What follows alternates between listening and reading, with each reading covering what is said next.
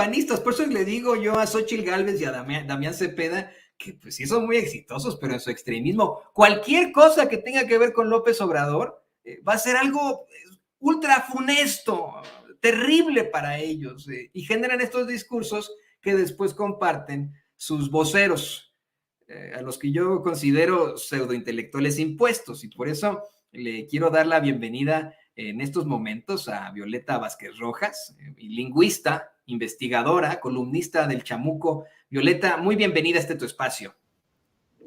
¿Cómo estás, Antonio? ¿Cómo está tu audiencia? Qué gusto saludarlos. Un gusto el nuestro, después de haber leído tan interesante columna hace rato en nuestro espacio principal de Sin Censura. Publicamos esta columna que lanzas, unos tipos extraños llamados intelectuales, en la que planteas que esos intelectuales, entre comillas, deberían ser gente que entiende y ayuda a los demás a entender el mundo e incluso cambiarlo, pero que algunos de los más encumbrados representantes de esa idea de intelectualidad han caído en una debacle estrepitosa. Yo te pregunto a ti, ¿verdaderamente una persona con su academia tiene ese poder transformador directamente desde, vamos, una opinión? Bueno, se supondría que los intelectuales tienen esa función social, ¿no? Es decir, no están ahí nada más para expresar opiniones, sino para un poco para moldear la opinión pública a partir de cierta experiencia que pueden tener, digamos, sus áreas de estudio, pero también, digamos, simplemente como por lo que Chomsky llama escepticismo informado, ¿no? Es decir, prácticamente cualquier persona con un poco de información y un escepticismo sano, dice él, pues puede dar una opinión acerca de los asuntos públicos. Y creo que quienes se dedican a esa labor, ya sea pues porque ese es su trabajo o que lo hagan de manera amateur, eso es lo que llamamos un intelectual, ¿no? Por lo general. Digamos, es una manera de concebir a los intelectuales. Lo que pasa es que, claro, hay intelectuales de la clase dominante que son un círculo cerrado que se ha arrogado el nombre de intelectuales como solamente para ellos, y pues que resulta que no están haciendo ese trabajo, ¿no? No están conduciendo a la opinión pública de manera informada o no están conduciendo a la opinión pública de manera honesta, sino que de 3 años para acá, pues están haciendo una serie como de desfiguros muy, pues casi vergonzosos, ¿no? Por no tratar de entender el momento político, sino más bien como de impulsar una agenda de deslegitimación de un proyecto con el que no concuerdan. Violeta, ¿quién sí y quién no es intelectual? ¿Por qué tenemos que aventarnos a gente que ni conocemos, que no hemos leído y que desafortunadamente nos imponen en los medios de comunicación tradicionales? Yo quiero decirte que obviamente soy muy respetuoso a tu presencia en estos momentos, pero aquí en Sin Censura somos muy claros en nuestros pensamientos y también en nuestros comentarios muy subjetivos, ¿no? Nuestros análisis muy subjetivos. Nos lanzamos muchas veces una que otra peladez. Somos un poco soeces, te voy a ofrecer una disculpa desde ahora, pero yo quiero preguntarte eso, ¿no? ¿Por qué tenemos que aventarnos estos sujetos que desafortunadamente nos imponen los medios tradicionales como eruditos, cuando en la realidad pues, son unos pobres pendejos? Bueno, mira, yo creo que hay de todo en la viña del Señor, ¿no? O sea, los intelectuales los definimos de 2 maneras, ¿no? Uno es como lo que acabamos de decir, o sea, la gente que se dedica a tratar de entender el momento político y a tratar también de explicarlo, el que hace la pedagogía de ese momento para la gente. Pero, bien, hay una cita de Gramsci que me gusta mucho que dice, no, los intelectuales no son una clase, hay intelectuales en todas las clases. Lo que pasa es que los intelectuales de la clase dominante ejercen una cierta atracción y subordinan a los intelectuales de las demás clases. De tal manera que pareciera que ellos son los únicos intelectuales, ¿no? Los que tienen acceso a ciertos medios de publicación, a ciertos foros, a los medios corporativos, en este caso, por ejemplo.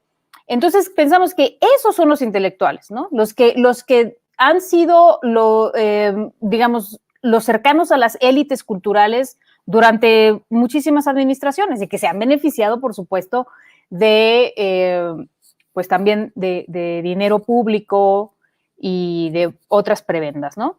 Entonces, digamos, hay dos maneras de concebir a los intelectuales. Una es por lo que hacen o deberían hacer, y otra es por que pertenezcan a ese círculo rojo que hemos asociado con la intelectualidad desde siempre. Y me parece que son estos últimos, o digamos los intelectuales concebidos de esta última manera, los que, pues, de 3 años para acá, se instaura un nuevo régimen, un régimen que es muy incluyente, es decir, donde no hay encumbrados, no hay élites más inteligentes que los demás, ¿no? O sea, digamos, todo la concepción de la sociedad ha dado una vuelta de tal modo que pues la sabiduría no es potestad de unos cuantos, ya no. Antes así se concebía, pero ya no.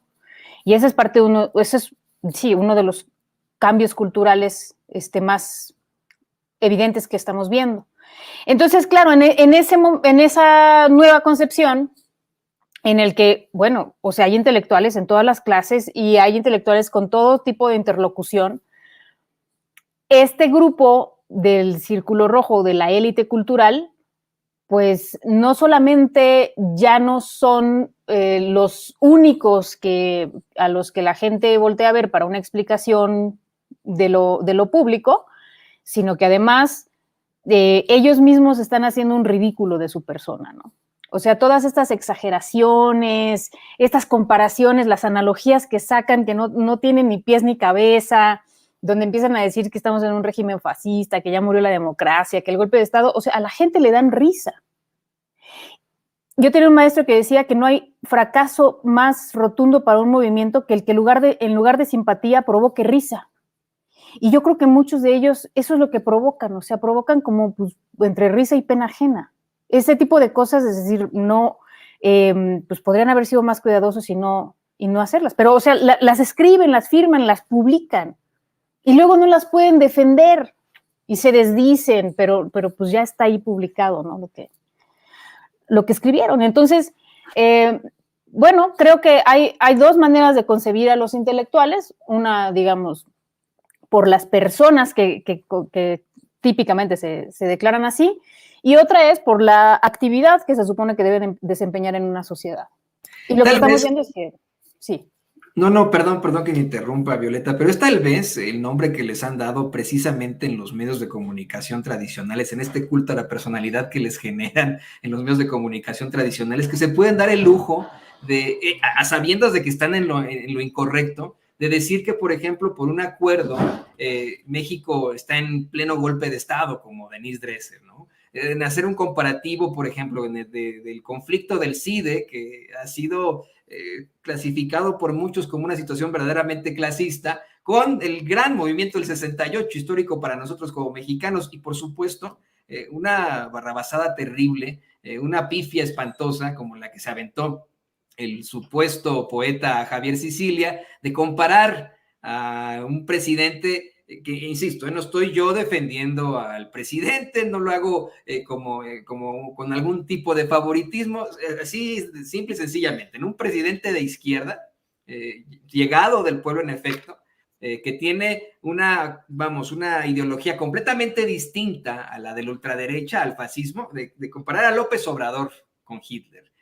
Tal vez lo único que están planteando estos sujetos es pues vamos, esa implantación de sus élites, de cómo es que pueden aventarse este tipo de pifias, este tipo de tonterías, pensando que a lo mejor la gente les va a creer, pero la gente, como bien lo dices, Violeta, ya no les cree ni un poquitito. No, la gente no les cree y en efecto pues nos da risa lo que dicen, pero yo creo que a lo que ellos le están tirando, porque quiero pensar que no lo hacen por tontos, o sea, quiero pensar que lo tienen bien calculado, quiero pensar. Y creo que si lo tienen bien calculado, entonces probablemente lo que están ellos pensando es que probablemente la gente no les va a creer a la primera, pero se va a acostumbrar. Y se va a acostumbrar a estas analogías hasta a un grado en el que ya sea normal comparar un régimen democrático con un régimen fascista. eso es lo que creo que es lo que están buscando, porque no son casos aislados. O sea, bueno, en este artículo que me hicieron favor ustedes de compartir, lo que hago es un recuento de solamente este año, ¿no? De 3 artículos que circularon mucho, de figuras con mucho renombre, que van por la misma línea. Y yo no creo que es que porque los 3 son tontos. Creo que es porque tienen este objetivo de deslegitimar un gobierno democrático y decir no, o sea, no tiene nada de democrático. Cecilia lo dice muy claramente en su artículo de Proceso, las elecciones no van a ser la solución, no van a, a este régimen no lo van a derrocar las elecciones, ¿no? O sea, entonces, ¿qué otra cosa sí lo va a derrocar, no?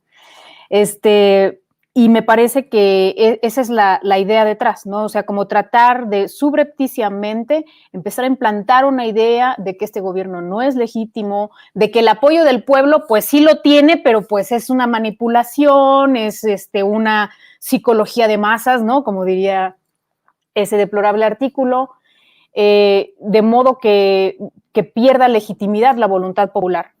Y entonces ya después puedan justificar, si bien no el acto de derrocar un gobierno legítimo, porque no creo que puedan hacerlo, por lo menos sí la idea o la fantasía, ¿no? De que hay que acabar con este régimen, a pesar de que tenga la aprobación que tiene y el apoyo popular que tiene. Violeta, yo creo, en todo caso, bueno, y esta es mi opinión muy personal, que de todas formas, la gente de a pie, el mexicano de a pie, que hoy está politizado, el mexicano y la mexicana de a pie, que está completamente politizado, cuando antes tal vez se aventaba esas horrendas telenovelas en Televisa, esas narcoseries, esos reality shows que no llevan a nada en TV Azteca y así, Hoy le presentan en los medios de comunicación tradicionales a estos pseudointelectuales y los manda por un tubo, los mantiene pues ahí muy lejos, a pesar de que reiteradamente nos los estén presentando, yo creo que ya hay un cambio inherente en todas las cosas.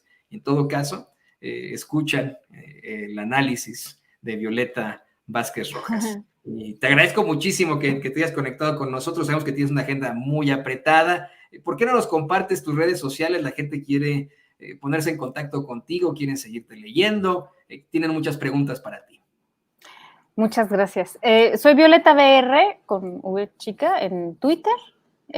No uso Facebook, entonces me encuentran ahí en Twitter y muchísimas gracias por la invitación. Aprecio mucho a tu audiencia. Saludos a Vicente. Aprecio mucho la audiencia de este canal porque es, como acabas de decir, es gente politizada, ¿no? Me gusta mucho esa idea y creo que parte de la debacle de los intelectuales de élite es justamente la amplísima politización de la sociedad, ¿no? Que ahora todo mundo es capaz de hacer un análisis informado gracias a que no, pues, ya, digamos, se han ido acotando los espacios de la apatía, ¿no?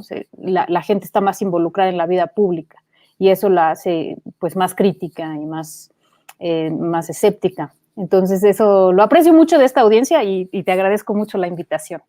Nosotros somos los agradecidos, Violeta, y espero que puedas regresar a este espacio de Sin Censura por la tarde o por la mañana cuando se pueda. Ahí lo tiene usted. Una Gracias. Entrevista fantástica con la lingüista e investigadora Violeta Vázquez Rojas. Hasta muy pronto, Violeta. Hasta luego, gracias. Y bueno.